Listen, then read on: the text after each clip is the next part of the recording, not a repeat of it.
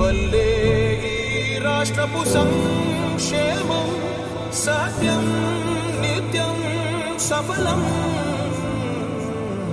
జనగణ మంగళ గాయకుడా, ఘనమగు చరితల నాయకుడా, పలుతరములు మము పరిపాలించర స్వాప్నికుడా.